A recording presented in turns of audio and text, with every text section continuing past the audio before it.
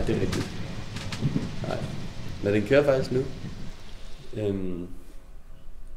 Så jeg ved ikke, om jeg skal introducere nu for egentlig, eller hvordan det forledes. Men jeg kunne måske nævne, at udgangspunktet for det her er en samtale mellem du og jeg, Michael, hvor at jeg som udgangspunkt stiller dig de spørgsmål, jeg er interesseret i, og så på den måde kan folk ligesom få det samme ud af den her samtale, som jeg kommer til at gøre. Men vil du selv have lov at introducere dig? Jamen altså jeg kan jo starte måske med at fortælle, at vi har mødt hinanden, fordi at du igennem Drips inviterede mig til at skulle male, og så vil du optage noget video, nogle portrætter du laver. Og så det er faktisk anden gang vi mødes nu her. Og jeg hedder Michael Jacobsen og går under kunstnernavnet Copenhagen Poster. Jeg er 51 år, og jeg bor i Birkerød sammen med min kone, og så har jeg 2 store børn på 22 og 19. Og til dagligt der arbejder jeg med reklame eller kommunikation, og det har jeg gjort i snart 30 år. Jeg er selvstændig, og det vil sige, at jeg kan bedre styre min tid, og derfor så har jeg også tid til at tage ud og male en gang imellem, når der lige er en pause, eller jeg venter på svar til et eller andet. Jeg kommer oprindeligt fra Farum, og mine forældre bor stadig der, men ellers har jeg ikke den store tilknytning til det mere. Det det er sådan, hvad skal man sige, basic informationerne, ikke? Jo, det er det, man lige skal vide umiddelbart. Nej, men det er godt, du nævner det, måden vi mødtes på. Fordi den dag, hvor vi var ude at filme, der talte vi jo rigtig meget undervejs, mens du ligesom malte og valgte farver. Og der var en fed dialog, synes jeg. Hvor jeg fik rigtig meget at vide om historien om, hvor du ligesom er nu. Og også lidt om, hvordan du kom derhen, som også er noget af det, jeg kommer til at spørge dig om i dag. Så jeg ved ikke, om man kan starte hele den her med at sige, måske, jeg ved ikke, om det skal være før eller efter, men hvis jeg tager som udgangspunkt Michael som teenager, hvad skal han? Jamen altså, Michael som teenager, jeg er jo så heldig, at jeg har været teenager i 80'erne. Og det vil sige, at jeg var 12 år i 1984, da hiphop-kulturen kom til Danmark. Det var BMX og biografen, der kørte der E.T. og Indiana Jones og så videre, Star Wars. Så det var på mange måder en gylden tid med alle mulige input, særligt for USA. Og det er klart, hiphop og graffiti kom til at betyde meget at forstå på den måde, at jeg malede ikke dengang, men jeg havde en masse omkring mig, der malede, og som gerne ville have, at jeg var med til at male, men jeg turde simpelthen ikke. Så jeg har været rundt og taget billeder af mange af de der ting, der blev lavet dengang, og har fulgt med i det hele taget. Købte selvfølgelig Subway Art, og har siddet og nærstuderet den, ligesom alle mulige andre dengang. Så jeg var meget fascineret af det. Jeg dansede Electric Boogie og var med i nogle konkurrencer der, og blev nummer 2 i Farum som 11-årig. Det synes jeg selv var stort, ikke? Men det er måske også noget af det eneste, det er en af de få gange, jeg har vundet noget som helst.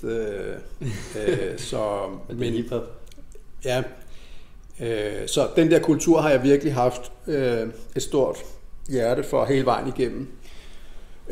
Men som teenager, hvad skulle jeg der? Altså jeg har fået at vide altid, at jeg skulle være tegner, og det tætteste jeg kunne komme på det, som ikke var sådan en almindelig illustrator, det var reklametegner. Og af omvej så endte jeg så i reklamebranchen. Ud fra devisen om, jeg troede, man skulle bruge en tegner. Det viser sig så, at det er en meget god ting at kunne tegne, men det er langt fra det vigtigste. Altså det vigtigste er, at du kan få idéer, og det er jo faktisk der, hvor jeg så bevægede mig hen. Jeg har så sidenhen tænkt, at jeg ville egentlig godt, hvis jeg kunne vælge om, så havde jeg nok valgt at gå mere rent på illustratordelen, og forfulgt det i højere grad. Men dengang som teenager, der var det tegner, som så blev til reklametegner. Fordi jeg må indrømme, jeg var tiltrukket af det der. Det var Porsche og damer, og det var og champagne, ikke? Og ture til Cannes, og det så bare fedt ud og lød fedt. Ja. Og mange penge og sådan noget, ikke? Så ja, alle de forkerte ting, der ligesom træk. Men sådan er det jo, når man er i den alder. Ja. Men hvordan så hvis man hedder Michael Jacobsen, og er glad for at tegne, og alle, eller mange i hvert fald, som jeg har forstået det, giver udtryk for, at du skal da være tegner, eller illustrator, eller noget i den boldgade. Hvad gjorde du så? Altså jeg går ud fra, at du har en 9. klasse, og så har du været på et eller andet. Jeg har 9. klasse, og så stod valget jo mellem at skulle gå på gymnasiet eller gå på handelsskole. Og nu var det så et tilfælde, at jeg havde en kammerat, som skulle starte på IFG Handel og Kontor. Jeg anede ikke, hvad jeg skulle.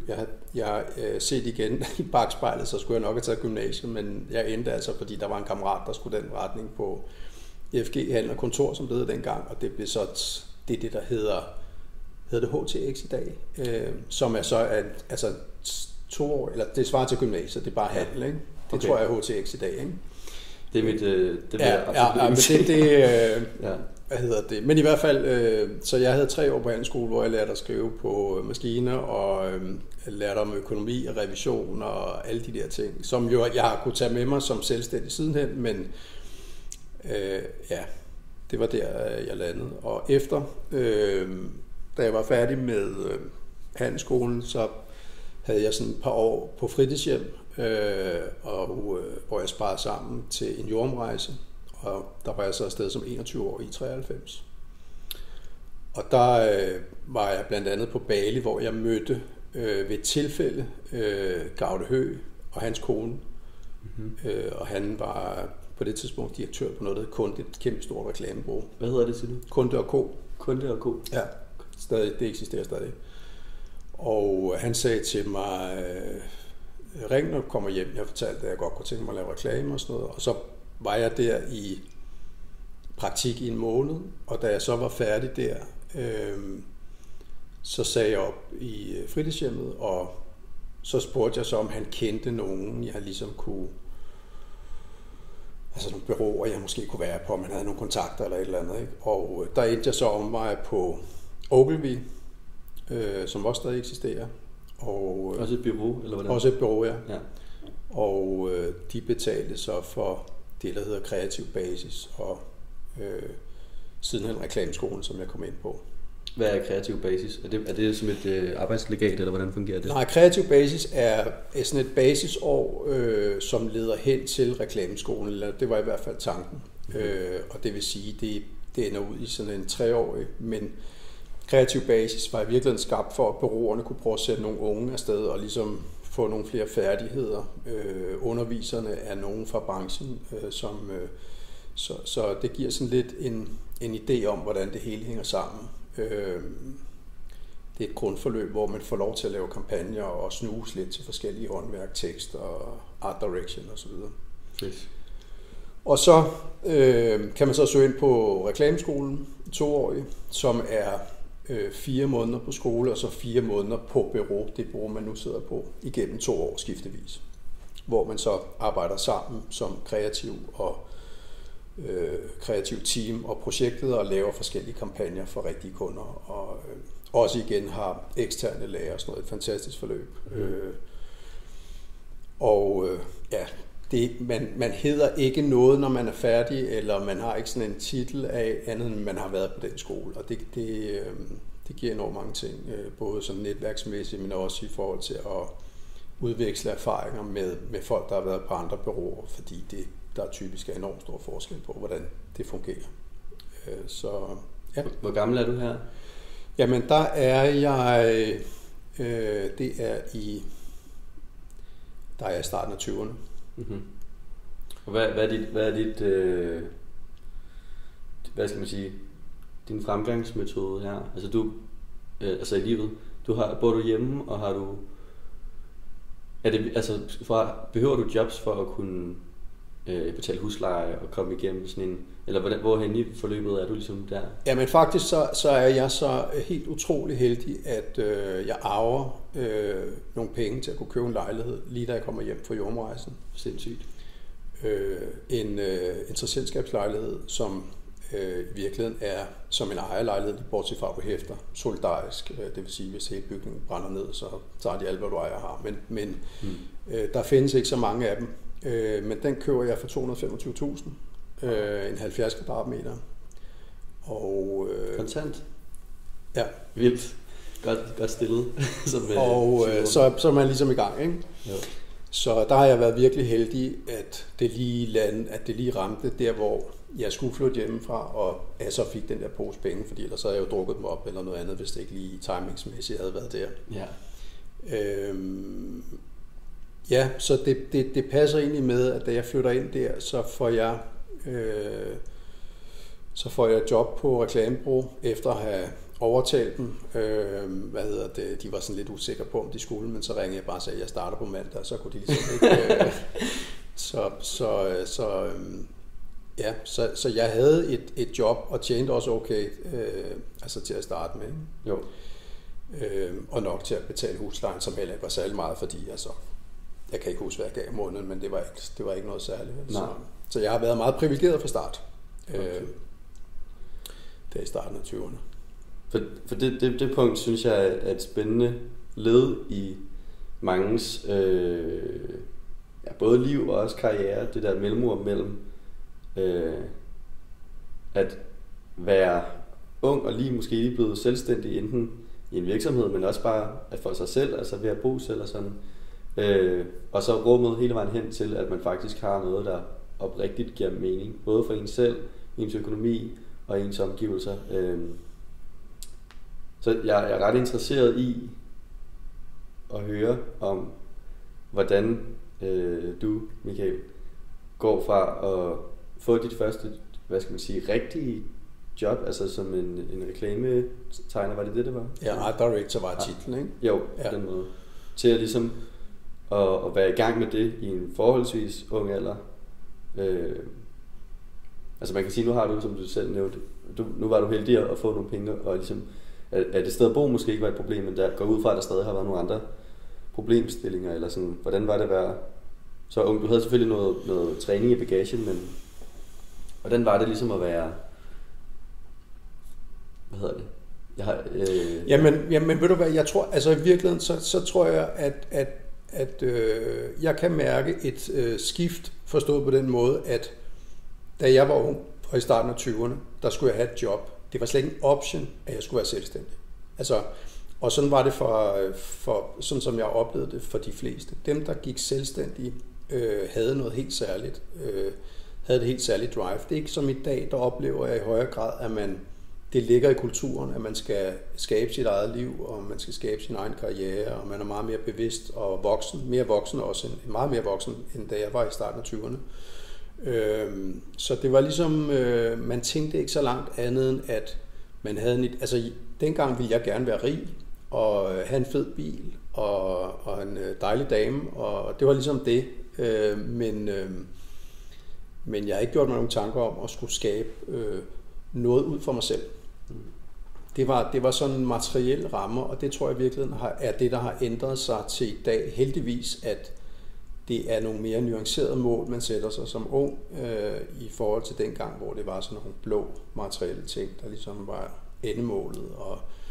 Og så vil jeg også sige, at i starten af 20'erne var der heller ikke en fremtidsudsigt på samme måde.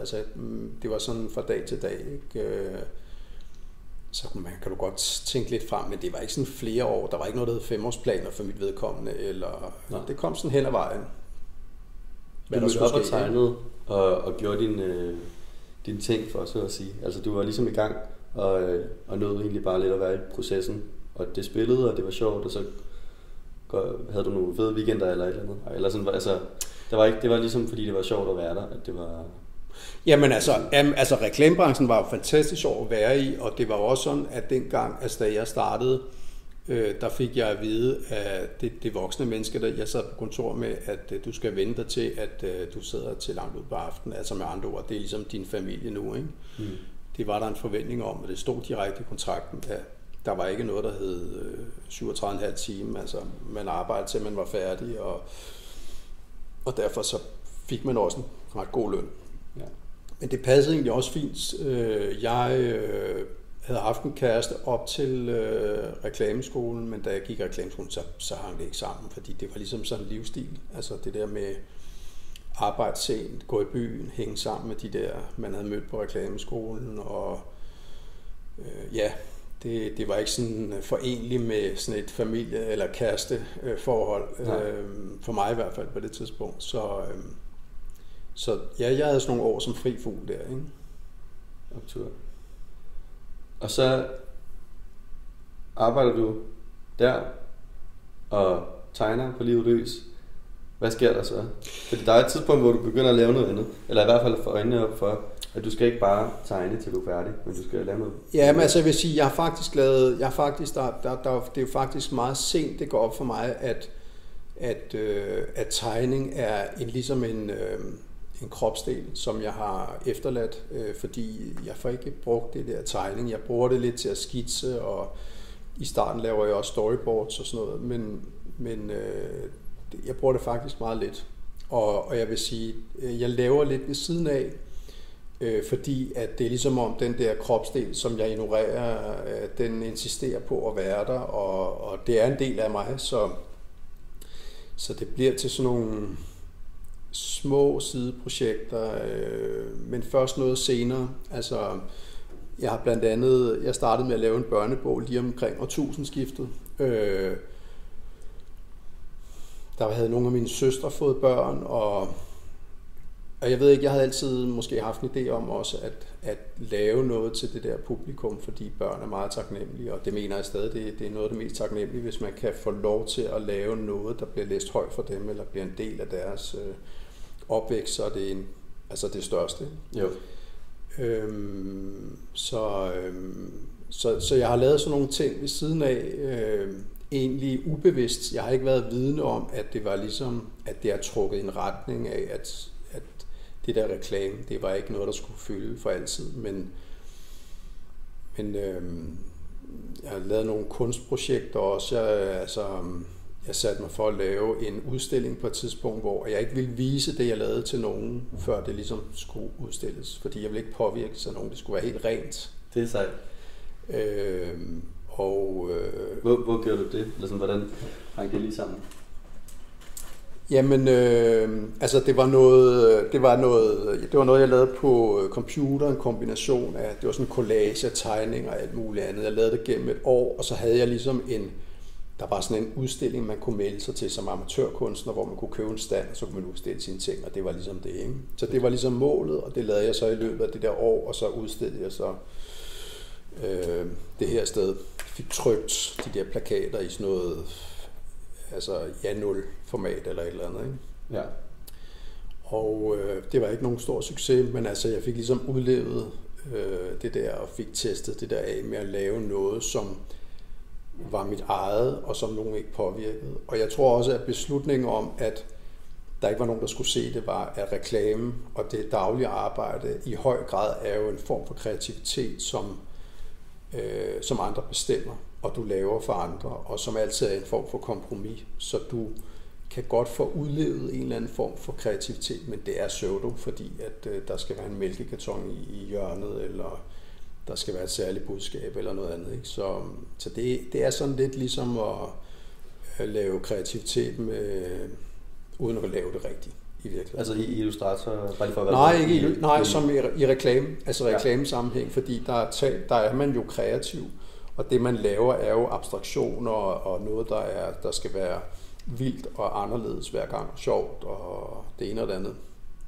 Men i virkeligheden så er det jo en bunden opgave, og det er nogle mennesker, som ikke nødvendigvis er kreative, der tager beslutninger om det, og som sidder i en virksomhed, hvor at der også er nogle forventninger til, hvad det er. Hvor så det ender med noget andet end det, der var udgangspunktet, og det er der masser af eksempler på. Så man kan sige, at man føder en masse børn, som så bliver flået fra hinanden, og så ender de i en eller anden kampagne til sidst. Ikke? Og nogle gange er man så heldig, at man møder nogen, som forstår reklamen, og hvor det går op i en højere enhed, og man så lander noget, men det er meget sjældent. Som oftest er det et kompromis, og det lærer man sig ligesom. Ja. Og derfor så kan man sige, som udøvende, hvis det virkelig er presserende, så skal man lave noget ved siden af for at kunne overleve. Og det er jo virkelig det, jeg gør og har gjort helt frem til i dag. Og nu fylder det så bare lidt mere, og jeg er blevet mere bevidst om det. Ligesom at tage den der kropsdel ind, jeg har, der har været lidt i skyggen nogle år, og gøre mere ud af det, fordi jeg kan mærke, det er vigtigt. Og så er det jo også heldigvis nogle gange, så kan jeg jo tjene lidt mønter på det også. Ikke? Men jeg har jo stadig reklamen. Ja. Ja. Jeg tror,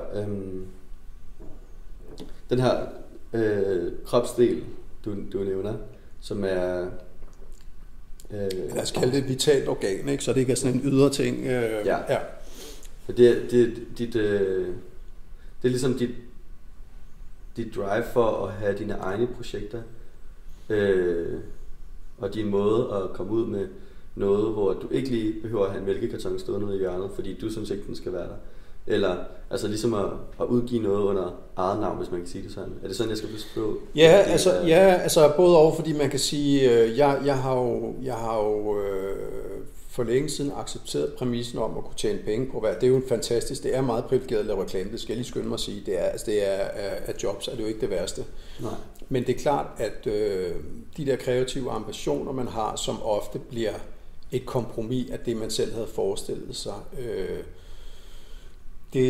det gør jo, at man får lyst til at lave noget på egen hånd, og også lave noget, som er 100% en selv.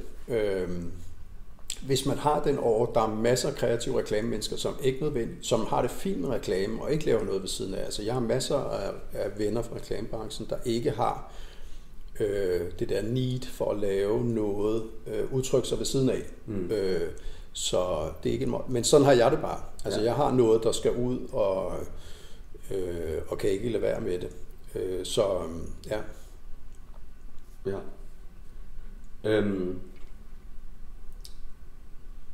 Jeg kunne godt tænke mig at dreje den lidt, fordi hvis vi har ligesom lavet en tidslinje nu, på en eller anden måde. Så hvis vi lige hopper ud af tidslinjen og zoomer hen til, hvor du så er nu, når du så kigger tilbage på, lad os sige, omkring årtusindskiftet, hvor er din streg så kommet til nu i forhold til der? Altså har du lært at dygtiggøre dig og præcisere din streg, efter du bare, altså, eller nu siger jeg bare, det ord jeg ikke er så glad for, men efter du har arbejdet en del med netop at lave præcis den der streg til det der firma, fordi de har den her visuelle identitet, og altså hvad har det givet dig at få så meget bestillingsarbejde i forhold til din egen streg? Altså når du så går ud og laver noget nu, så har du en masse ting med dig, tænker jeg på. Jamen altså man kan sige, altså jeg har faktisk, det er meget få gange, at jeg har illustreret til, altså brugt illustrationen aktivt i reklamesammenhæng, men jeg har tegnet hele tiden, og jeg er også hele tiden blevet bedre til det. Men jeg er også der, hvor at jeg kan sidde og kigge på nogle jævnaldrende, eller nogle tidligere illustratorer, som har brugt hele livet på at tegne, hvor jeg kan se, det er ligesom om, jeg har haft sådan 20-25 år, hvor jeg har koncentreret mig om noget andet, og nu føler jeg lige pludselig, at jeg skal indhente en masse. Forstået på hvilken måde? Jamen forstået på den måde, at jeg har ikke tegnet 25 år intensivt, som jeg ville have gjort, hvis jeg havde valgt at være illustrator fra start. Og det vil sige, hvis jeg kan godt nogle gange, det skal man ikke, men det gør jeg alligevel. Tænkt, hvad nu hvis jeg havde forædlet illustrationen, og havde taget et valg dengang, der hed, jeg skal være illustrator, det er det jeg kan, det er mit talent. Det skal forædles og forfines, det vil sige, at jeg skal arbejde hver dag, og jeg skal øve mig og blive bedre. Det valgte jeg jo ikke at gøre. Jeg valgte at lave noget, som også var kreativt, men som var noget andet, som var kommercielt. Jeg solgte min sjæl til djævlen og fik gode penge, men jeg fik ikke rigtig til gode set den kreativitet, eller det talent, jeg har, kan man sige. Og det er så det, som jeg prøver nu. Jeg gør det jo ikke rent. Altså, jeg kender jo mange, som lever som kunstner, og det gør jeg jo ikke. Altså jeg har jo stadig kommercielt arbejde og laver stadig reklame og kommunikation og tjener gode penge på det, og har fået og får nogle goder ud af det, men jeg giver også afkald på nogle ting, fordi at jeg ikke bruger al min tid på at blive bedre. Og derfor så har jeg jo skulle bruge, nu har jeg heldigvis en kone, der også arbejder meget glad for sit arbejde, og så glad, så hun også skal finde på at arbejde i weekenden, og det vil sige, at derfor kan jeg godt få lov til at løbe ind til Bolsjefabrikken, eller sætte mig ned og tegne i weekenden, eller om aftenen, eller hvornår det nu skal være, når jeg er færdig med det almindelige arbejde. Mm-hmm. Så jeg vil sige, inden for tegning er der ligesom noget, jeg skal indhente, og så vil jeg sige særligt inden for street art, fordi for mig har jeg jo haft selvfølgelig en fordel, at kunne tegne forvejen, og kunne også arbejde med farvelægning og skygge og alt muligt, og har en stil, men jeg har skulle tilegne, og skal stadig tilegne mig, hvad skal man sige, teknikken, og stadig i gang med det, ikke? Jeg er jo på mit jeg har malet 4,5 år nu, ikke? Og mange af mine jævnaldrende, de startede, da de var 15-16 år, ikke? Så eller tidligere, altså så der føler jeg ligesom, jeg har skulle indhente en masse der, og føler stadig, at jeg skal indhente en masse, ikke? Så jeg betragter mig stadig som nybegynder i virkeligheden på det der, ikke? Det er sjovt, du nævner det, eller sætter det op sådan, fordi at altså udefra at set, kan jeg jo ikke se, at du ikke har malet siden 90'erne. Og det er derfor, jeg også tænker på det med din streg netop, fordi det er meget tydeligt, især efter jeg har set dig male og filmet det, og sådan brugt tid på at klippe det, så er det meget tydeligt for mig at se, at du ved godt, hvad du laver, og du ved 100% hvordan lyset skal være, hvor skyggerne er. Du kan godt sætte farver sammen, og det kommer jo, går jeg ud fra, eller det antager jeg i hvert fald, at det kommer ud fra, at du ligesom har arbejdet med de ting i så mange år. Så det på den måde, det giver rigtig god mening for mig, at du har en følelse af, at du skal indhente noget, men du er stadig virkelig, virkelig dygtig til det, du gør. Altså også ude på Bolsjefabrikken, selvom at du i gåseøjne kun har malet i 4 år, ikke? Altså fordi du ligesom har så meget med i bagagen. Det er også noget af det, jeg synes, der er ret imponerende. At du ligesom har kunne konvertere din stil, eller din farvekompositioner, eller din måde at lave, hvad skal vi sige, det kan være alt i virkeligheden, skygger, highlights og sådan ting, ind i et andet sprog, altså graffiti, eller street art, eller hvad man vælger at betegne det som, ikke sådan, fordi det... Men altså, jeg vil sige, altså det der er ret interessant, det er, og det tror jeg, de fleste kreative eller kunstnere kan genkende til, hvis du først har landet en stil, så er spray og pensel og blyant og ler og træ og alt muligt andet, der er det en, hvad skal man sige, det at have en særlig stil, det er en forbandelse, og det er en fantastisk ting. Det er en forbandelse på den måde forstået, at det ikke noget, det er svært at fravige. Det er fantastisk, fordi det du laver, der er naturlighed omkring det, og folk kan genkende det. Det er jo noget af det største, når folk ligesom kan se, at man har et personligt aftryk, synes jeg. Ja. Det synes jeg er fedt. Men når man har den der stil, så kan du faktisk overføre det til alle mulige ting. Det der så er med spray, det er jo, at for mit vedkommende i hvert fald, at jeg synes, det har været så svært, og stadig synes, det er svært at tilegne sig. Jeg er blevet bedre, det er svært at tilegne sig teknikker, men udtrykket bliver alt andet lige det samme. Altså hvis du kigger på en tegning, jeg har lavet, eller på et maleri, vægmaleri med spray, eller på et oliemaleri, så vil du kunne se det samme i det. Eller hvis jeg laver noget ler faktisk også, ikke? Hvilket er ret flippet, fordi det der med at lave ler er jo en helt anden ting, hvor man modellerer på en anden måde, hvor det andet er ligesom noget, der er for enden af en tus eller en spray eller et eller andet. Men sådan tror jeg faktisk, at der er mange, der oplever det. Og så vil jeg sige, at det at springe fra forskellige medier, altså det med at tegne med blyant på computer, med spraymaling, det giver noget samlet set, det der med, at man ligesom prøver forskellige teknikker af, eller hvad du skal kalde det, medier, eller hvad man nu skal kalde det. Det tilfører noget fra det ene til det andet i virkeligheden. Og det er ret interessant.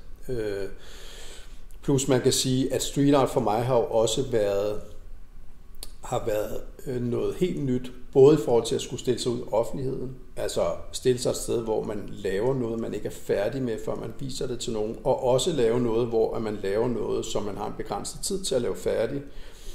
Og hvis du ikke er færdig, så er det bare ærgerligt. Og det næste, det er jo så også, at dagen efter er det formentlig malet over. Ja. Altså, så der er mange ting i det der, men som gør det, som giver det en friskhed, og som også giver nogle fordele og nogle ulemper. Fordi normalt, hvis jeg laver en tegning eller noget, så kan jeg godt lide at gå fra det og komme tilbage til det. Og så kan jeg se nogle ting. Man stiger sig blind på noget, så det kan man ikke, når man står på bolsjefabrikken, så skal den bare, så er det der, den er, og så er den ikke længere. Ja. Og så kan du komme hjem og sige, ej for helvede, jeg har oplevet nogle gange, jeg har glemt ting, altså lagt op til at lave et eller andet, der bare ikke er der, eller også er på skitsen, fordi at jeg har været så meget inde i noget andet, eller hvad det nu har været, ikke? Og så har man arbejdet mod mørket og sådan noget. Ikke? Så, det har vi faktisk lige talt om i går, min roomie og jeg, det der med, at det er sjovt, især når man maler for eksempel, eller tegner, eller skitser, eller måske også redigerer et billede, eller sådan noget, fordi man ligesom er så meget i en proces, at de, hvad skal man sige, intuitive valg, de kan godt komme til at overskride skitsen. Altså sådan, jeg har flere gange, for eksempel, siddet og tegnet et eller andet, og så glemt et bogstav, eller sådan, og så set det en uge efter og tænkt, nu står der jo slet ikke det, der skulle stå, eller altså fordi jeg lige var i gang med at sætte to ting sammen på en eller anden måde, og så prøv at høre, jeg har lavet, altså jeg har 2 år i træk, jeg plejer at lave sådan et Halloween-maleri, hvor jeg skriver Happy Halloween. Der er det lykkedes mig 2 år i træk at lave den samme stavefejl. Og du ved, når du har lavet sådan en stavefejl, og det er altså, der har jeg også sådan brugt lidt tid på at komponere skitsen og sådan noget, så det er ikke helt ligegyldigt det der med, at man lige skal squeeze et bogstav mere ind. Det er helt vildt, men det lykkedes mig 2 gange, hvor det først sådan, faktisk, da jeg har taget et billede af det og står og kigger på ting, der er et eller andet galt, ikke? Og den har jeg så lavet. Og jeg staver ret godt ellers, og sådan meget sådan en, der, du ved, kan se med det samme, hvis der er stavefejl og sådan noget. Så det siger nemlig alt op. Det er lige præcis sådan der, man går ind i en detalje, eller man stiger sig blind på det, og jeg kan først se det, enten når jeg tager et billede af det, eller kommer lidt på afstand af det. Så, og nu har jeg jo så også fået, af samme årsag har jeg jo fået bygget en 3x5 meter væg i haven, jeg har fået lov til, ikke? Og det betyder, der er jeg ude over det der, for der kan jeg gå til og fra, og det betyder meget, plus man kan sige, så er det hele taget, så når man er lidt komfortabel, jeg behøver ikke sætte mig ud i en bil, så kan jeg bare gå derned, eller hvis jeg lige skal have lidt fred for familien, og så videre, ikke?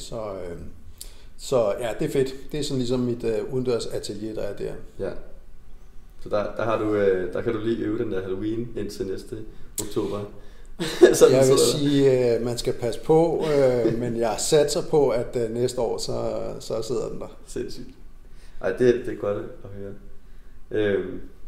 Nu, det er slet ikke for at springe i det. Nu kommer jeg lige til at tænke på ham Christian, der har Free Space galleriet der. Vi har også talt om til en julefrokost på et tidspunkt, kan vide om graffiti-malere er dårligere til at stave, eller er det fordi de ligesom er så meget i den proces der? For der er tit, hvor jeg også har set også sådan rollers og sådan ting på gavle, og altså sådan, hvor det bare står forkert, eller sådan, og det er slet ikke for at pege fingre, for jeg ville nok gøre det samme, hvis jeg var ude og lave sådan noget. Men det er interessant det der med, altså hvor at blive grebet så meget af noget, at man faktisk glemmer den oprindelige plan. Eller sådan. Jamen også fordi man kan sige, det er jo ikke fordi, at det er jo ikke sådan lange sætninger, der bliver skrevet. Det er jo sådan ret enkle ord, og som oftest også, nu laver jeg jo ikke så meget graffiti, altså nogle gange har jeg bogstaver med, men altså dem, der skriver eller laver graffiti, der er det jo typisk nogle kortere ord, så man kan sige, det er ret specielt. Men altså som sagt, jeg har selv oplevet det nogle gange, og det jeg tillægger det bare, at man har hovedet lidt under armen på den gode måde, fordi man bare står helt inde i det der maleri, og så er der bare nogle ting, som altså der glipper undervejs. Ikke? Altså, jeg har også mødt en på Bolsjefabrikken, som havde skrevet det forkerte årstal. Ikke? Altså, men det er så noget andet. Ikke? Det kan jo også godt smutte, at man ikke lige ved, at kalenderen har skiftet, men altså, ja. Jo, det kommer an på, hvor langt inden i året man er, føler jeg, i forhold til, hvor meget mening det lige giver. Men det er jo også sådan, det er en snak for sig. Men jeg tænker på,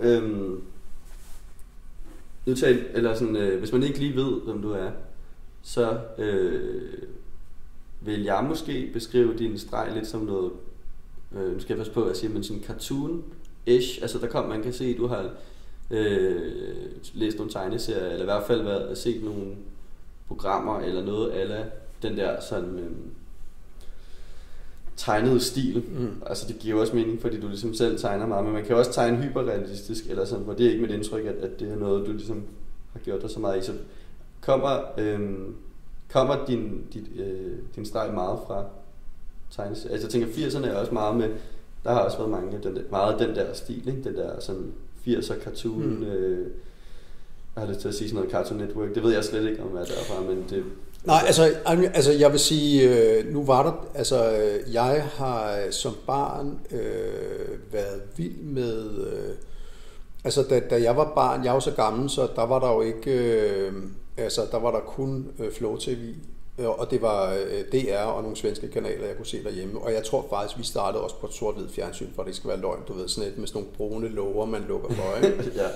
Og det vil sige, at det der var, det var jo, når der blev vist tegnefilm i et børneprogram, der hed Mellem Himmel og Jord, eller det helt store var det årlige Disney-show, som stadig kører, ikke? Altså juleshowet der. Ja.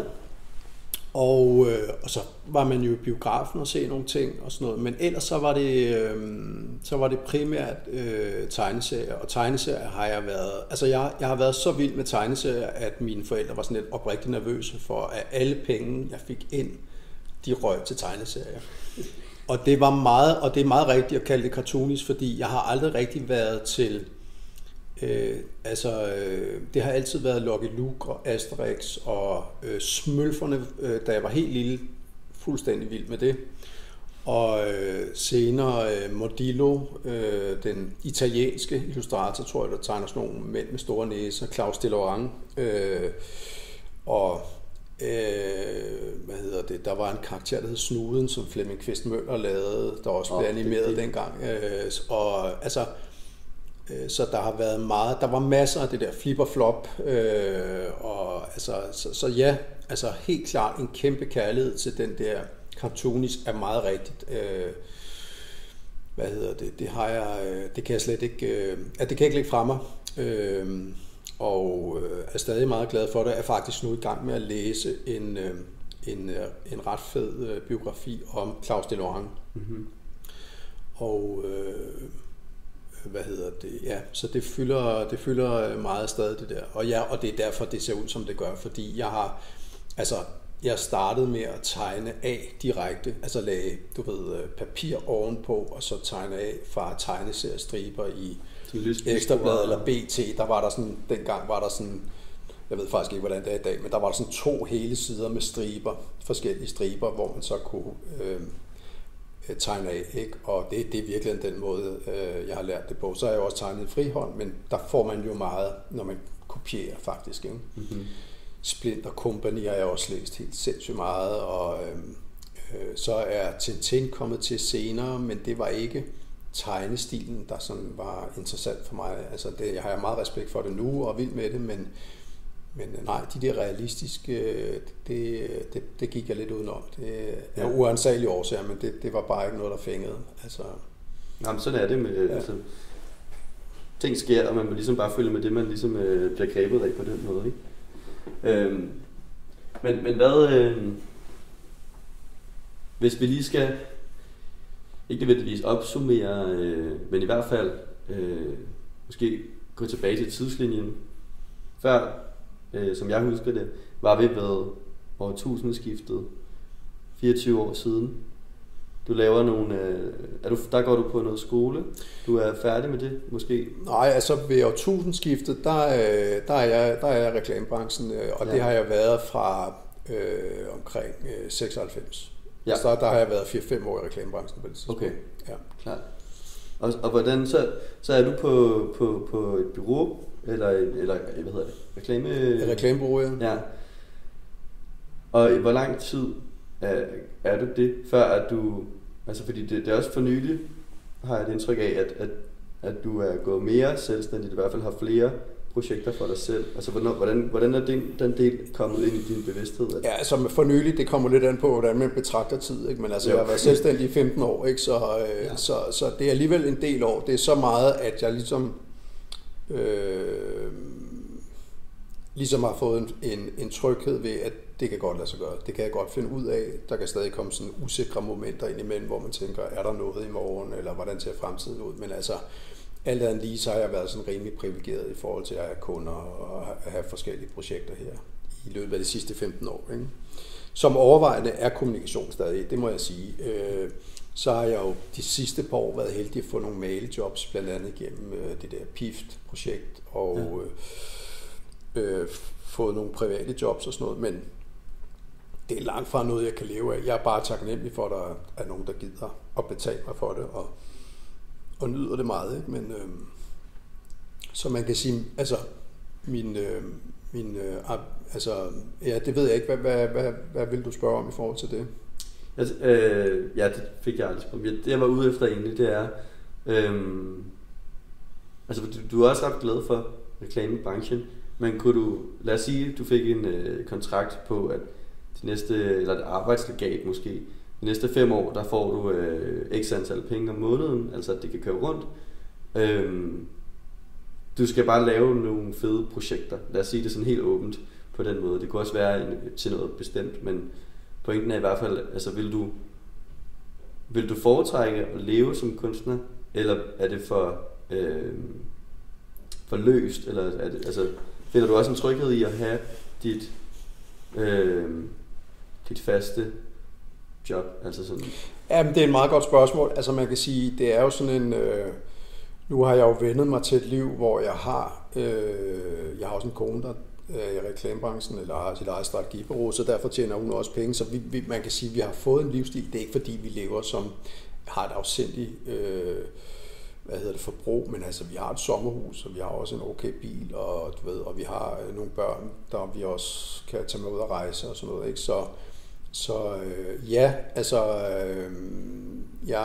jeg vil sige, at det er noget, der op og vende ofte det her med, om jeg simpelthen ikke er modig nok til at tage skridtet ud og sige nu, for det kunne vi i princippet godt, altså vores økonomi kunne godt bære, at jeg blev kunstner. Altså jeg skulle have en eller anden form for indtægt af det, men altså hvor jeg så ikke, det kunne vi måske godt.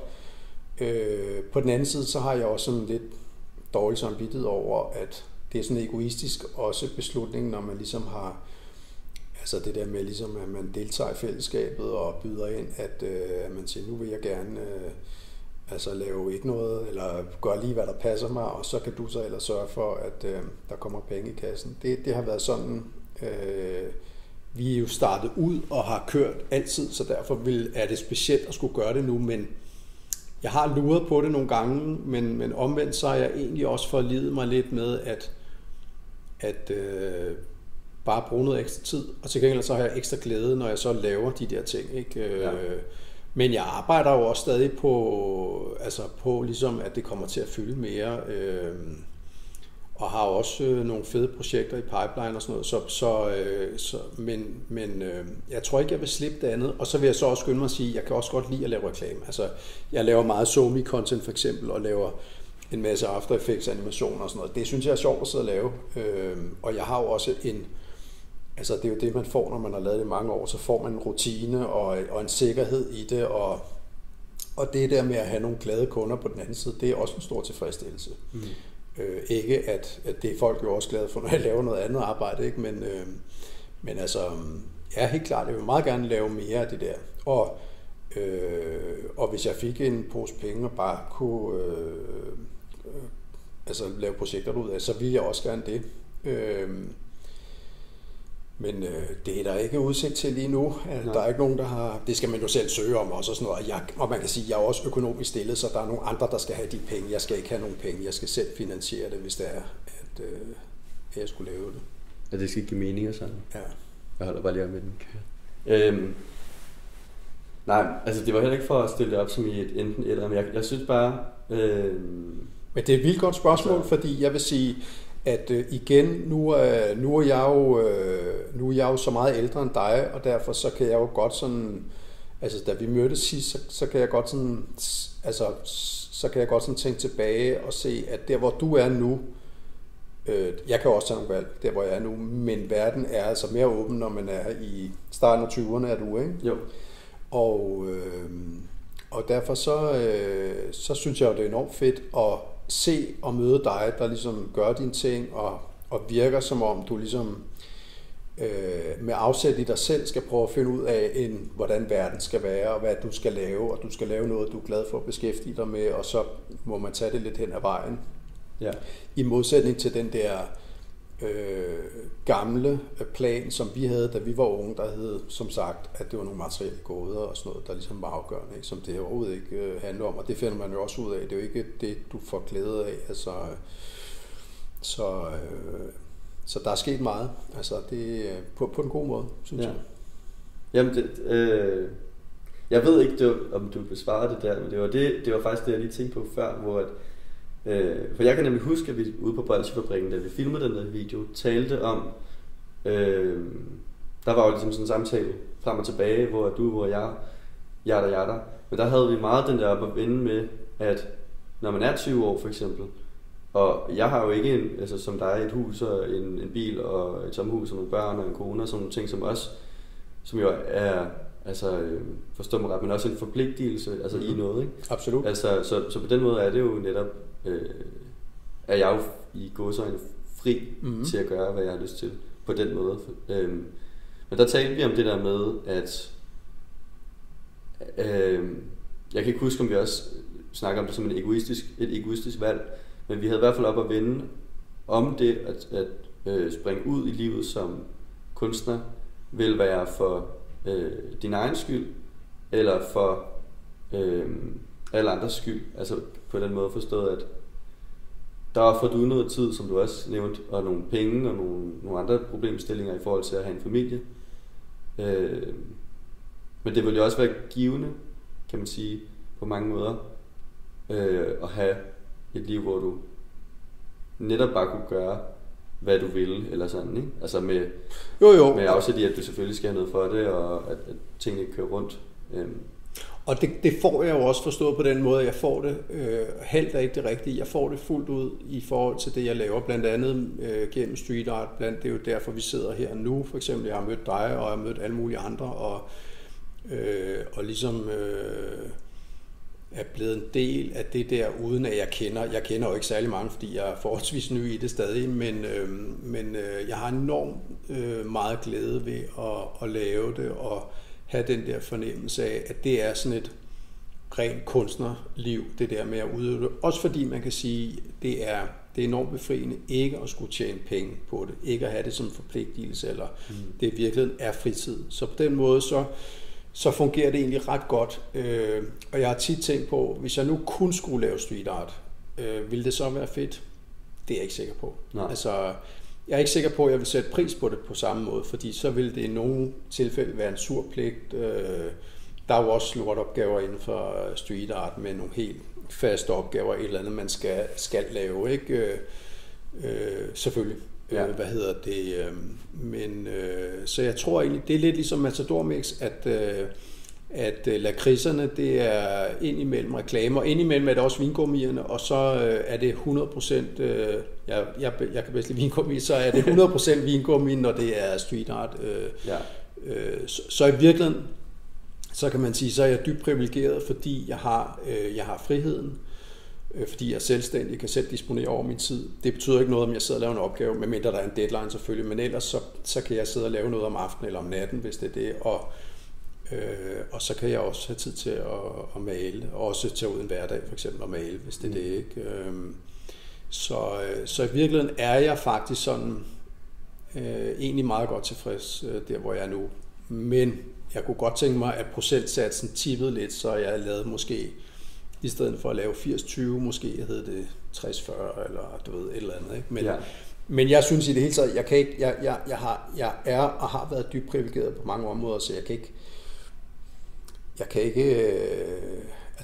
ikke klage, og man kan sige, man skal også passe på med, som jeg nævnte tidligere, det der med at sige, hvis jeg nu havde gjort sådan og sådan, der er en årsag til, at jeg har gjort, som jeg gjorde. Altså det var ikke en mulighed, hvis det nu havde været en mulighed. Det var en mulighed, forstå mig ret, men jeg valgte jo selv. Det var ikke nogen andre, der valgte det for mig. Det vil sige, at valget var jo rigtigt. Altså, jeg har også fået noget med i reklamekommunikation, jeg kan bruge i min kunst og så videre, og jeg har mødt en masse mennesker, som har trukket mig et andet sted hen, og alle mulige ting. Så det er, nu siger jeg det selv, at jeg spoler selv tilbage, men jeg skal også minde mig selv om, at det skal man passe på med. Altså, man skal leve, man skal kigge frem hele tiden, og så kommer man til at lave nogle svinghjerner, men nogle gange så skal man lave de der svinghjerner for at kunne se, når det går rigtig, rigtig godt, ikke? Ja. Eller når man tager en rigtig god beslutning, fordi sådan er det bare. Man kommer ikke til at tage den rigtige beslutning. Det vigtige, synes jeg, er bare, at man ligesom er tro mod sig selv i hele forløbet, og at som du for eksempel, det kunne jeg godt have tænkt mig også tidligere. Jeg synes jo, det er fedt, når du er selvstændig, og du er dig selv, så møder du verden som dig selv. Hvorimod, hvis du arbejder i et firma, så møder du verden via det firma. Mm-hmm. Og de mennesker, du møder, når du er dig selv, er jo nogen, som alt andet lige er universet, sender i din retning, eller hvor det ofte er noget kemi eller noget andet, hvor det er det rigtige, og så møder du også nogen, hvor det ikke er det rigtige, og så kan du selv tage en beslutning om, I skal fortsætte eller ej. Det kan du ikke, når du sidder i firma, så er du ligesom bundet med de mennesker, der kommer ind, både kollegaer og kunder og alt muligt andet. Det er faktisk det vigtigste for mig i de ting, jeg laver. Det der.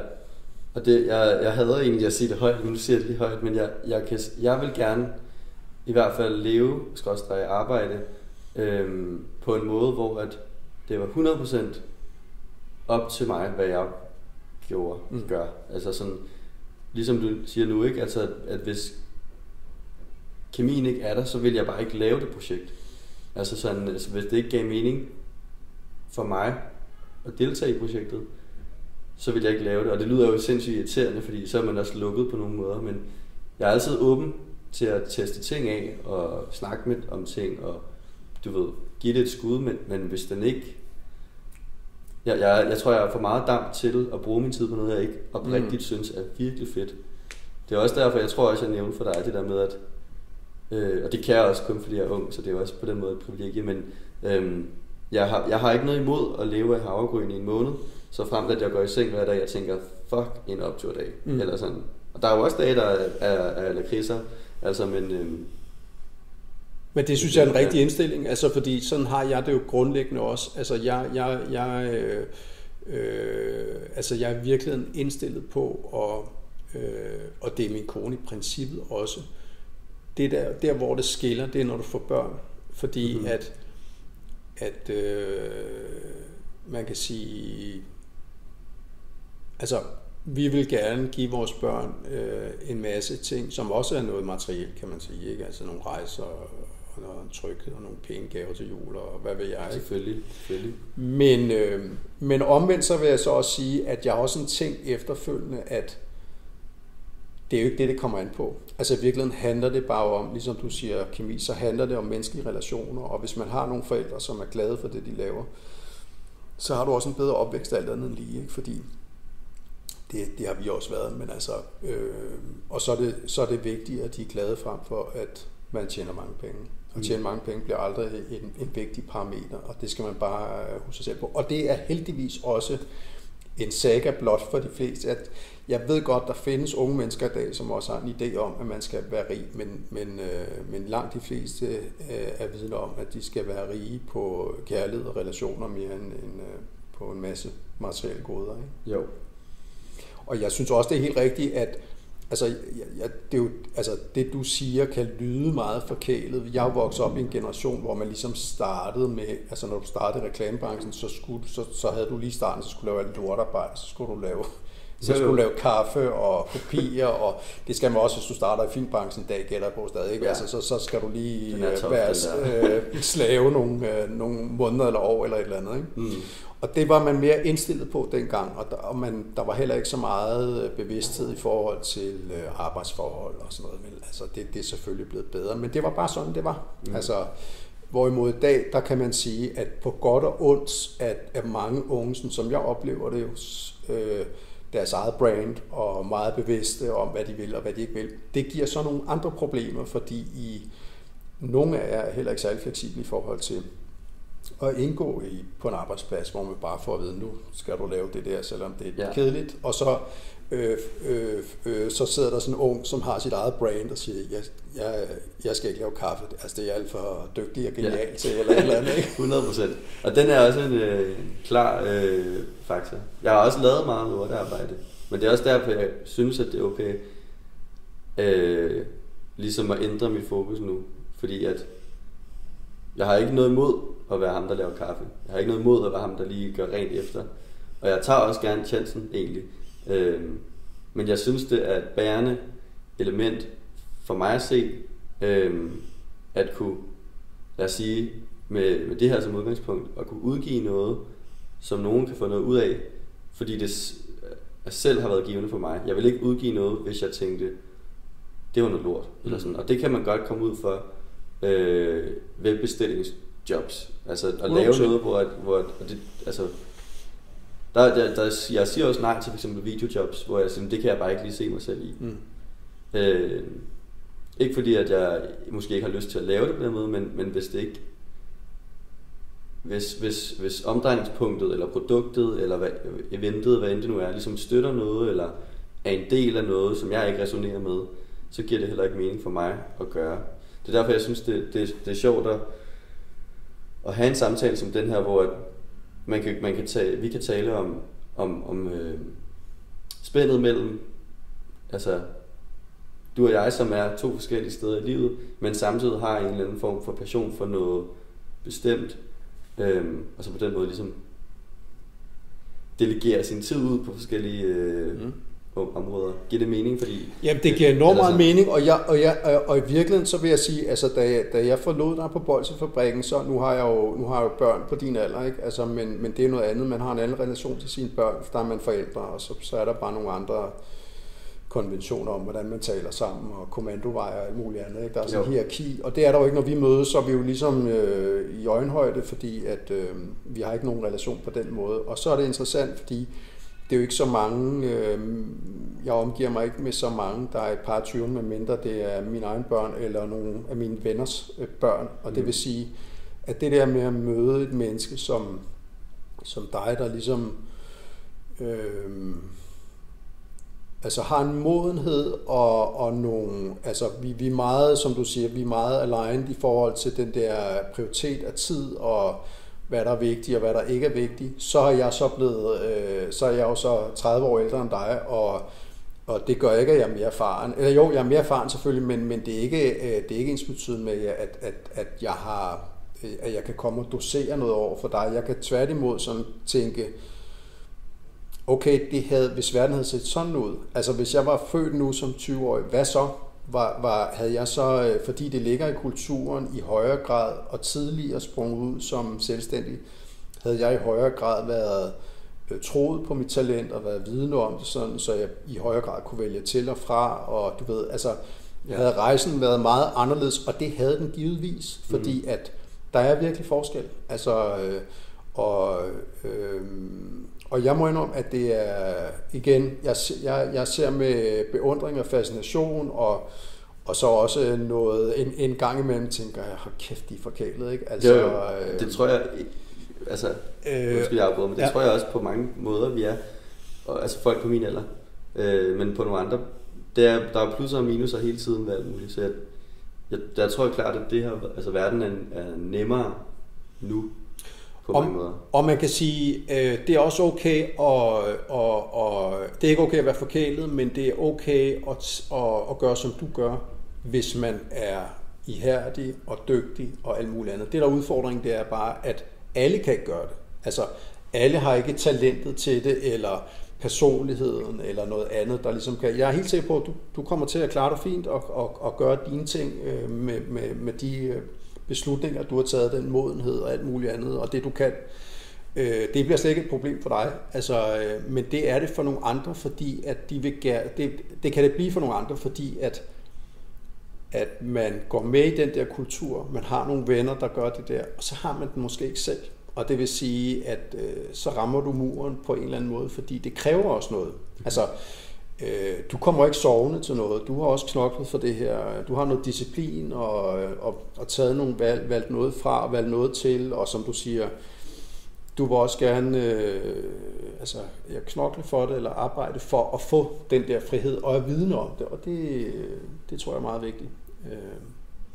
Men det er ikke alle, der gør det, eller har det, er mit indtryk i hvert fald. Det tror jeg bestemt er en ting. Men hvad, altså, nu er det dig, der, nu er det jo dit interview, men nu kan jeg prøve at spørge dig, for det er jo lidt sjovt, at hvis nu du skulle, hvis du skulle se frem i tiden, når du er lige så gammel som den gråhårede her på, når du bliver 51, ja. hvad får, hvis du har overhovedet gjort det, hvad sker, hvor er du henne, og hvordan ser din verden ud? Det er et sindssygt svært spørgsmål. Også noget, som jeg i ny og næ skænker en tanke, men ikke noget, jeg vælger at putte så meget energi i, fordi jeg tror, at ting nok skal ordne sig.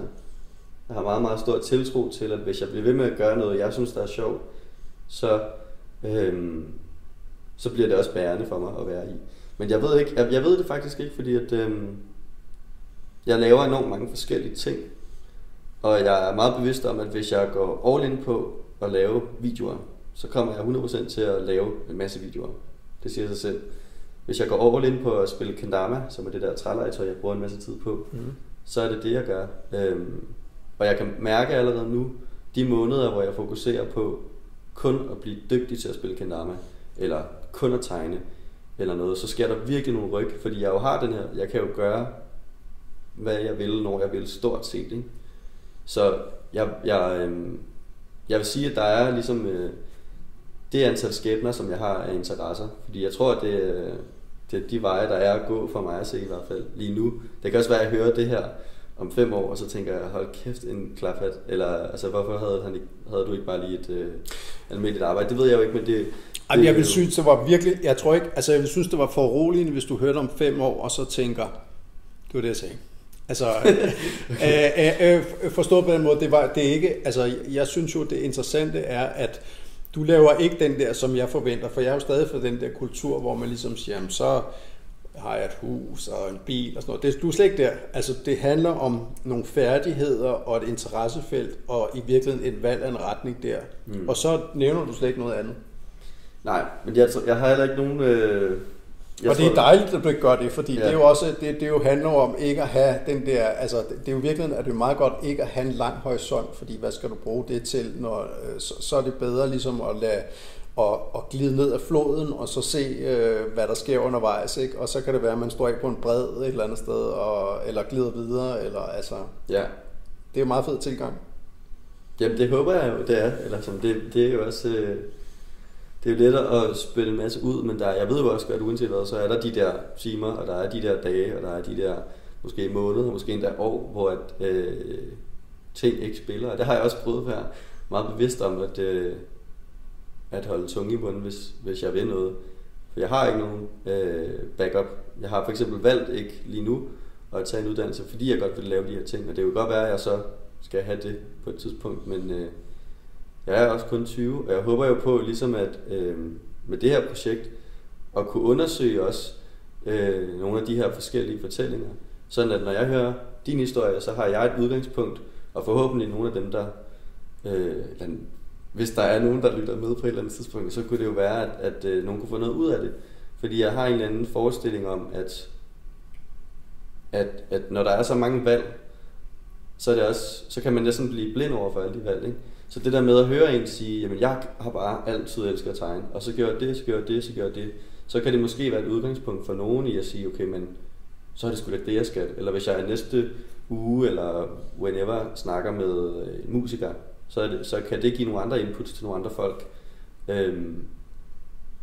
Og det er derfor også, det er også derfor, som vi snakkede om, inden vi lavede det her, at altså, jeg har jo ikke nogen specifikke spørgsmål, fordi det er projektet her handler om, at det bliver så lidt en podcast som overhovedet muligt, fordi det er en samtale mellem du og jeg, og den må gerne være flyvsk, og den må gerne være flydende, og der er ikke på den måde noget mål andet end at din fortælling bliver fortalt, eller sådan, ikke? Altså sådan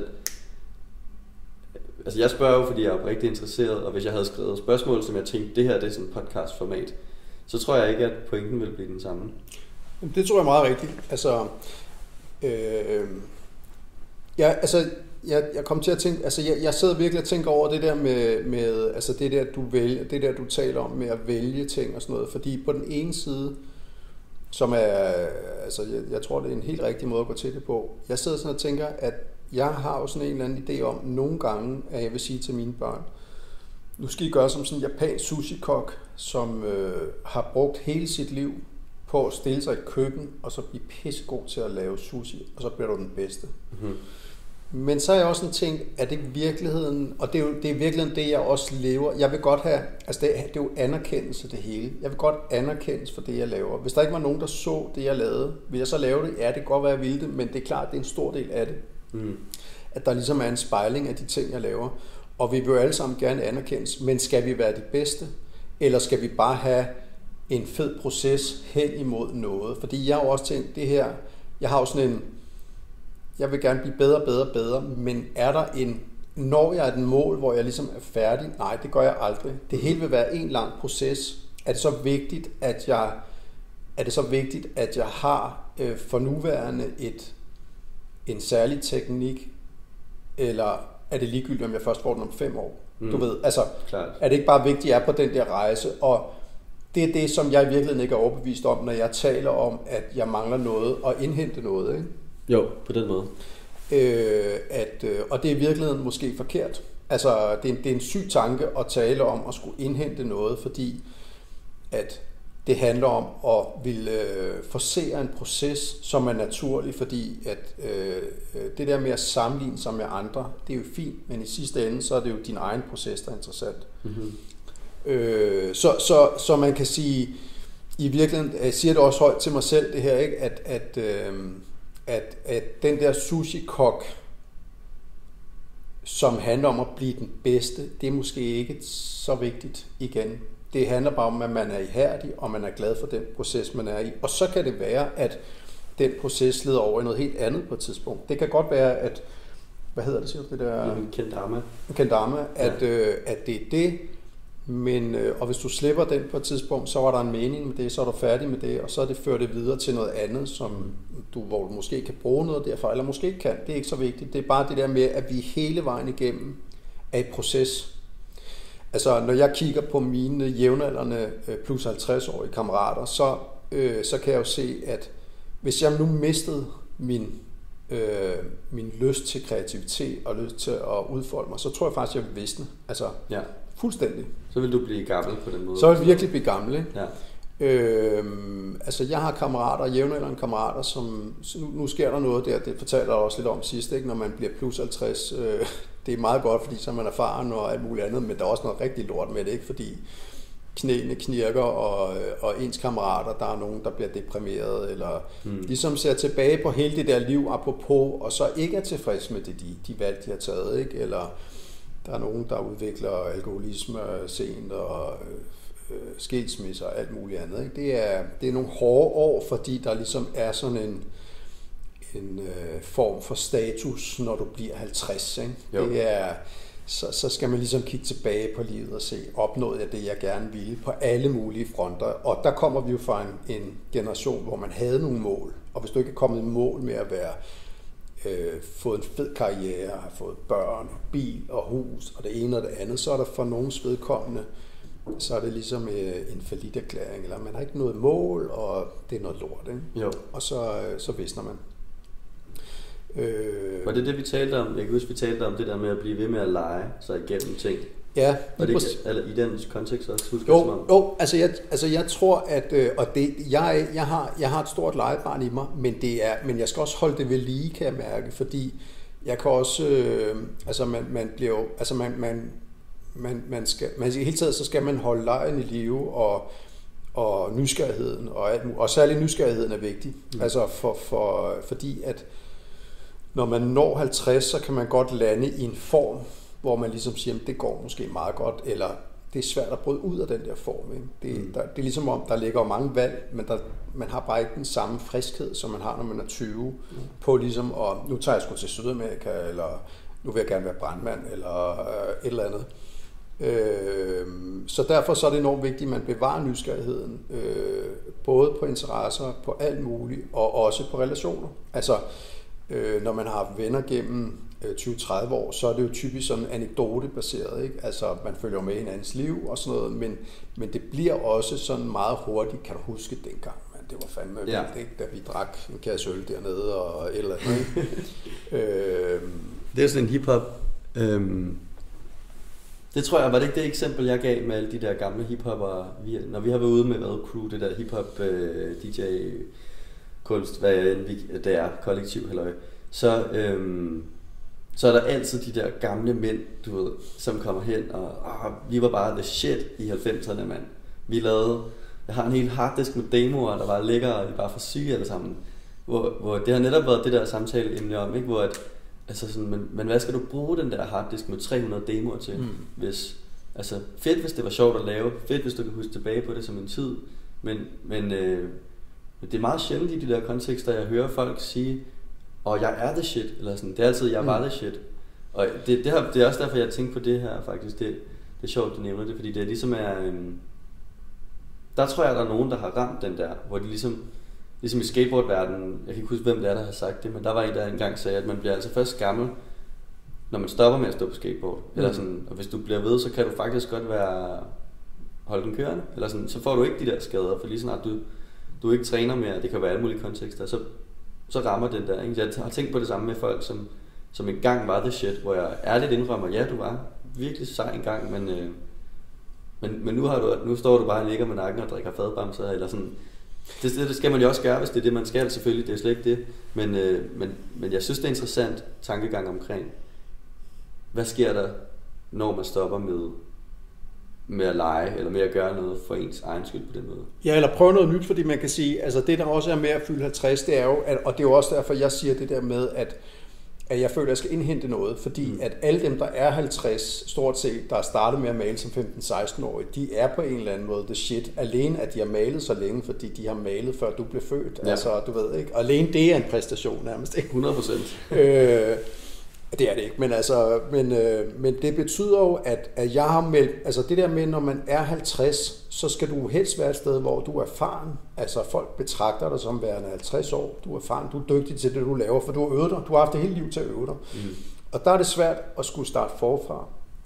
Altså at tage ud første gang med nogle spraydåser og sige, nu starter jeg. Altså, fordi det er ikke det, man gør, når man er 50, der er du den erfarne, der står og fortæller de unge om, altså, hvordan det var engang, og det var meget federe eller nemmere, eller hvad fanden det nu var, ikke? Altså, og der tror jeg, at det er meget vigtigt, at man glemmer sin alder, når man har den alder, jeg har, og så ligesom kaster sig ud i noget og leger med, fordi så bevarer du nysgerrigheden og alt det, som man har, når man er i starten af 20'erne, på en anden måde, og man også har en ydmyghed omkring det.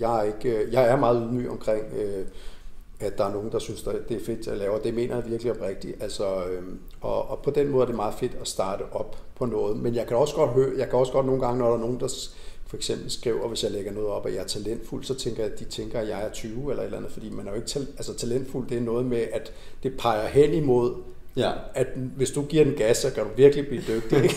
Og når du bliver ældre eller et eller andet, ikke? Ja. Og det er jeg jo bare glad for, men altså, det er også sådan, det er sådan noget, der hører en alder til, at man er talentfuld, ikke? Altså, det talent skal gerne være opdaget, før du bliver 50, ikke? Jo. Ja, altså ja, men det er det, og så er der også en hierarki i det. Altså, nu kender jeg ikke graffiti. Jeg har jo mødt nogle få stadig, ikke? Så jeg er jo ikke en fast del af det der, men jeg er jo sådan i yderkanten af det. Men jeg ved også godt, at der er sådan nogle de gamle drenge der, som ligesom er de gamle konger, der ligesom bestemmer, eller du ved, altså, og sådan er det jo, sådan er det jo inden for alt muligt, at så er der de ældre, der har erfaring og gjort det, og du er kun en valp, og hvad ved jeg, et eller andet, ikke? Ja. Den har jeg ikke mod mig selv, men jeg har overret hørt det før. Altså, men det er rigtigt, det er klart en ting. Men er det så ikke, giver der så ikke også noget håb at tænke over, eller når vi nu taler om det her med, at det er processen, der er sjov, at du så stadigvæk synes, det er sjovt? Fordi der er også en grund til, at du nævner, at du vil gerne have, at det var mere eller 60-40 i forhold til din arbejdsfordeling. Altså, giver det så ikke også noget ro i forhold til det der med at føle, at du sådan skal catche op på noget, eller sådan, altså sådan... Jo og nej, altså jeg vil sige, det gør det, fordi at i virkeligheden, så er der mange af de der ting, når jeg siger det højt, som er irrationelt, og som jeg virkelig er modstander af. Og det er den gamle kultur om det der med, at jeg skulle være den bedste, og du ved, forsere nogle ting. I virkeligheden er jeg rigtig glad for, at jeg er der, hvor jeg er med det, og jeg nyder det, og jeg synes, det er fedt, og jeg har masser af idéer og ting, jeg gerne vil i gang med. Og når jeg sådan, du ved, ved nytårstid sådan kigger tilbage på, hvad jeg har lavet, så mener jeg, så er det oprigtigt med stor glæde, at jeg ser frem imod en masse vægge, jeg ikke ved, hvad bliver endnu, og projekter, så jeg har fuld imod. Det eneste, jeg har, det er, jeg synes, jeg mangler tid. Altså, fordi jeg er jo, når du bliver 51, så er du også vidne om, at der er manden med len, han er kommet lige en række tættere på, ikke? Jo. Så tiden er en anden ting for mig, hvor at, når du starter 20'erne, er der jo ikke andet end tid. Altså, der er masser af tid, ikke? Så jeg er meget bevidst om nu, for eksempel, et godt eksempel er at Malakai kender du godt, ikke? Jo. Ja. Han var ude at male hos mig i Birkerød for nogle måneder siden, og der havde han så sådan en lille Nintendo-ting med, hvor du kan downloade en masse gamle spil, og så tænkte jeg, den er fed, mand. Og jeg, så tænkte jeg, sådan en skal jeg sgu have, det er fedt med de der gamle arkadespil og sådan noget. Og så købte jeg en og downloadede en masse spil, og så sad jeg nogle timer og sådan noget, og så lige pludselig tænkte jeg, det går ikke det her. Jeg spilder min tid. Jeg skal derhen og tegne eller male. Altså, ja. Jeg har fået en stor bevidsthed om det der med at bruge tiden rigtigt. Og den tror jeg er anderledes. Og særligt når man så føler, man er bagud. Ikke? Så jeg har det også sådan nu, når det har sneet en periode for eksempel, altså, så er det nærmest helt desperat. Altså for at komme ud og male. Ikke? Fordi at jeg har også sådan et mål om, jeg vil godt male de der 20-30 vægge i hvert fald om året. Det skal ikke hedde sig, at jeg falder af på den, fordi jeg er blevet ældre. Altså, jeg skal altså, og det er også helt gak, men altså, sådan har jeg det. Så der er noget, så jo, jeg er glad og fortrøstningsfuld og sådan noget, og har vild lyst til det, og det er fedt, og det er sjovt, og alt det der, men jeg har også lidt, jeg presser mig selv på det, uden det sådan egentlig giver særlig meget mening, ikke? Jo. Og jeg er heller ikke sådan en, der er så god til at stå ved siden af nogen og male, medmindre de også maler koncentreret. Jeg er ikke sådan en, der bare... jo, jeg snakker også meget, ikke? Men når jeg maler, eller sådan, så går jeg meget ind i det og sådan er på det. Og så kan man gå en gang med dem lige stå og komme væk på afstand og lige småslude og sådan noget. Men sådan nogen, hvor det er sådan et, ja, det vil jeg ønske, jeg kunne. Altså, for jeg har set det. Nogen står side om side, hvor at de sådan... Jeg slapper ikke af rigtigt på den der måde, fordi at nu skal det der op, og det skal være rigtigt, og jeg skal ikke forlade stedet, før at det ser rigtigt ud. Altså, du ved, det er vigtigt, ikke? Det synes jeg giver god mening. Det er også derfor, at du et eller andet sted tager ud, jo, for netop at få den til at sidde der og gøre det. Det er sjovt, og det er sjovt at lære for dig, har jeg et indtryk af. Du kan godt lide, at den lige blev det der federe end sidste gang, eller at du føler, at i hvert fald der er progression i både formgivningen og farver og dine planer osv., men også at processen er udviklende, altså at det bliver ved med at være sjovt, og at du kan lære noget for hver gang du er ude, eller sådan. Det er i hvert fald mit indtryk. 100%. Altså jamen 100%. Altså jeg tager masser med mig fra hver gang, og jeg vil sige, særligt synes jeg, at det der med relationer er vigtigt, fordi jeg kan godt være en introvert snegl, der sidder derhjemme, og det er også det, der er farligt ved at være tegner eller kunstner, eller det er, at man kan meget hurtigt komme til at sidde i sit eget rum, og der er street art genialt, fordi at du bliver tvunget til at møde nogen, og jeg er oprigtigt interesseret i det. Jeg har også været ude og lave nogle collabs med nogen og male med dem, og jeg synes, det er mega fedt. Altså, også fordi, så behøver du ikke lave en hel væg, så kan du lave noget, der er nogen, der kan lave noget andet, ikke? Jo. Men relationen der er fantastisk, og altså, jeg ved ikke, om jeg fortalte om det sidst, men altså, jeg havde også, det var Malacar også, der satte mig op med en fyr i Madrid, altså en fyr, der hedder Erik, som er maler dernede, og som ikke taler engelsk, og jeg taler ikke spansk, hvor jeg bare skulle møde op på en metrostation, og så stod der sådan en lille lavstammet mand med fuldskæg og i shorts, og så måtte vi køre Google Translate, ikke, og kørte ud i hans hood et eller andet sted og malede en væg der, og stod sådan 3-4 timer. Og jeg mødte hans familie, og sagde selvfølgelig til dem, hvis de kommer til København nogensinde, så var de velkommen, alt det der. Men den der oplevelse af, at man har kunsten som fælles sprog, uden overhovedet kunne tale sammen, altså det sådan, og sådan tage tage til en fremmed by i et andet land og sådan noget, altså det er fantastisk, synes jeg. Altså, det kan virkelig noget, ikke? Ej, hvor optur. Ja. Og der var det også noget med, at de ligesom, fordi I måske ikke kunne tale så godt sammen, ligesom freestylede nogle ting, og ligesom, eller hvordan, altså hvordan var det? Ja, men altså jeg havde jo ikke, nu havde jeg bare lavet en skitse af en figur, og han lavede bogstaver, ikke? Så vi lavede det bare side om side, og så havde vi sådan lige, han kiggede lige, hvor jeg satte nogle streger til at starte med, og så gik han ellers i gang, ikke? Og så der var ikke sådan så meget snak undervejs, det var bare sådan en kig lidt til hinanden og sådan noget, ikke? Og så, men den der forståelse uden ord, altså, og nu vil jeg sige, nu er det sjovt, fordi vi ikke kunne tale sammen, men det er jo mest sjovt, hvis man kan tale sammen, og man kan kommunikere, og man kan møde et andet menneske, ikke? Altså, jeg har også mailet med en fra Barcelona, som tog fat i mig via Instagram, og så mødtes vi på Bolsjefabrikken, og han var afsted med sin kæreste til København, og så havde han lige fået nogle ting, hun skulle ud og shoppe eller et eller andet, ikke? Jo. Og så malede vi sammen, det var lige før corona, så malede vi nogle timer sammen, og fik også snakket, og det var super hyggeligt og fedt, og så var det ligesom det, og så siger han, hvis du kommer til Barcelona nogensinde, så tager du fat i mig, og så finder vi en væg. Og den der udveksling, og det der møde med nogle mennesker, du måske aldrig ville have mødt, det synes jeg er specielt fantastisk, og også det der med, at man kan mixe kunst, altså man kan være sammen om noget, som ellers er noget, der er meget individuelt og meget ego og mig. Så det der med at have et møde på den måde der, det er sgu fedt. Altså kæmpe optur over det. Det er vildt.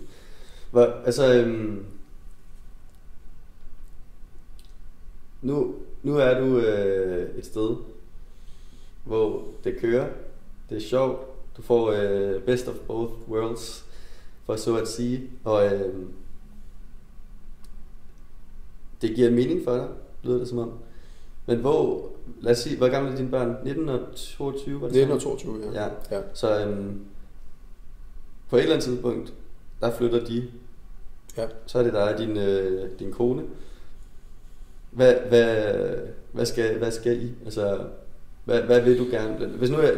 Hvis nu jeg stjæler dit spørgsmål, hvor er du om mange år? Selvom det kan være et irriterende spørgsmål. Jamen altså, det er meget nemt, fordi om mange år, så er jo jorden, ikke? Altså, men nej, altså jeg vil sige, vi er allerede faktisk der, hvor altså det du sådan, vi har nogle børn, som er, jeg har en søn, som før også hedder Frederik, der går i 3.G nu, ikke? Mm-hmm. Og så har jeg en datter, som skal starte på antropologi her til sommer, hun er 22, og de sidste par år, der kan man sige, selvom de har boet hjemme, så er det jo nogle voksne mennesker, som ligesom, vi har måltider sammen, og vi vasker også tøj for dem stadig, og hjælper dem på forskellige vis, men de er jo meget selvstændige, så vi har haft og har fået en forsmag på, hvad er det der liv, når børnene flytter hjemmefra, med mere tid og sådan noget. Og man kan sige, igen, nu er det så heldigt, at jeg har en kone, der er meget glad for det, hun laver, og det vil sige, vi kan jo i virkeligheden sidde på samme matrikel, og så drikke morgenkaffe, du ved, og gå en tur eller et eller andet, og så ellers, så sidder vi med hver vores projekter, om det så er, jeg tager ind og maler på Bolsjefabrikken, eller arbejder, eller almindeligt på reklame, eller tegner, eller sådan noget. Så man kan sige, altså jeg håber, nu igen, nu bliver det sådan, ligesom du ser fremad, det er ikke sådan en, Jeg håber, at eller ambitionen er at skalere ned i det materiale, så vi bliver mere uafhængige.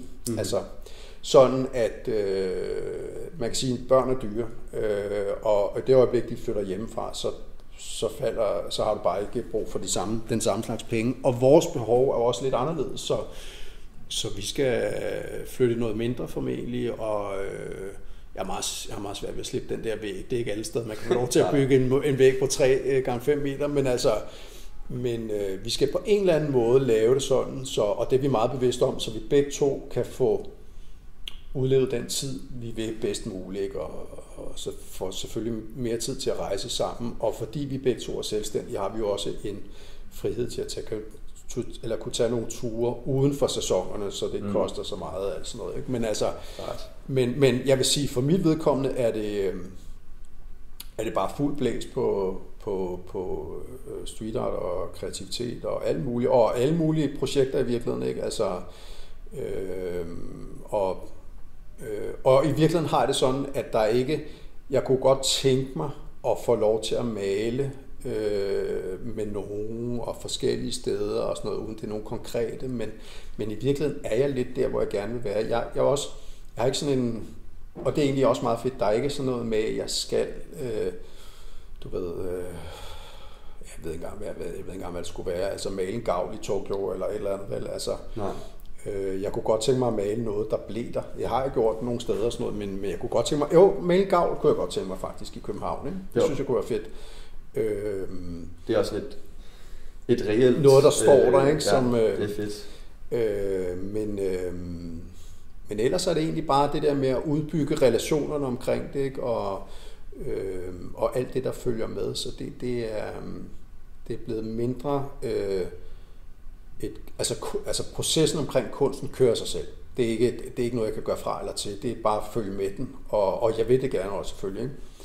Og så til alle de der oplevelser omkring, som betyder relationer og sådan noget. Jeg har en god ven, der er fotograf, som jeg har arbejdet sammen med i mange år, og på et tidspunkt havde vi en opgave, hvor at vi skulle lave en eller anden optagelse, og så siger han, ved du hvad, vi kunne tage til Sydafrika og lave det og sådan noget.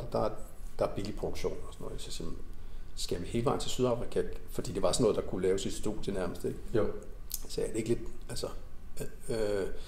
Og så sagde han, prøv at høre, altså, det er jo en oplevelse.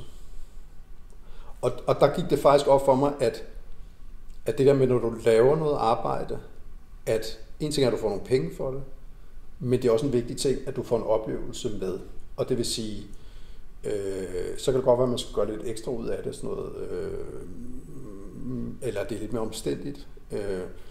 Men det der med, at man flytter sig et andet sted hen, eller sammen med nogle andre mennesker, eller gør et eller andet, der gør, at det bliver til en oplevelse, det skal man tage med som en vigtig del, så man ikke bare fiser derud af, ikke? Det har jeg virkelig taget til mig, altså at det er en interessant måde at se det på. Og det er ikke et spørgsmål om, at det skal, nu vil det jo være alt andet lige lidt dyre, måske.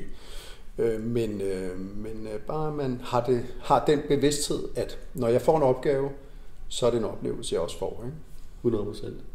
Der er også et godt aspekt af at gøre det til en leg, eller gøre det til noget, der er givende eller sjovt, eller hvad end det ord kunne være for lidt, men at konceptet ligesom bliver, at det bliver ved med at være givende og sjovt, ikke?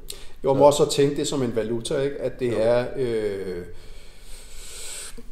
Altså lige så vel som da du tog fat i mig med det her drips, der tænker jeg også, det er en oplevelse igen. Det er ikke noget, jeg selvfølgelig skal have nogle penge for. Altså det, for det første er jeg glad for, at jeg er et emne for jer, og det var interessant, men det var også bare det bliver en fed oplevelse, eller potentielt en fed oplevelse i hvert fald. Jo. Det bliver i hvert fald en anderledes oplevelse, og det i sig selv er fedt, ikke? Jo.